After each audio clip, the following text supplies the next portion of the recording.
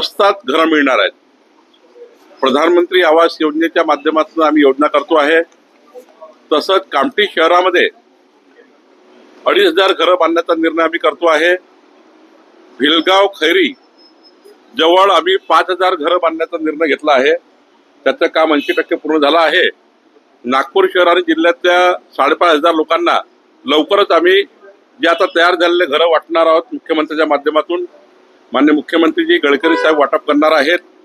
लवकरच नागपूर शहरामध्ये Hislop college जवळ जी म्हाडाची इमारत आहे तिचं रिडेव्हलपमेंट करण्याचा निर्णय आम्ही घेतलेला आहे आणि म्हाडाच्या माध्यमातून जेवढे शहरामध्ये अतिक्रमण आहे तेवढे काढून त्यांना सुद्धा घरं मिळाले पाहिजे याचाही आम्ही योजना तयार केली आहे।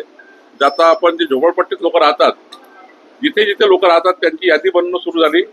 आमच्या एनएमसी कमिशनरनं संपूर्ण नागपूर शहर जिल्ह्यामधले झोपडपट्टीत राहणाऱ्या लोकांना प्रधानमंत्री आवास योजनेचं घर देण्याचा निर्णय आम्ही घेतलेला आहे। कारण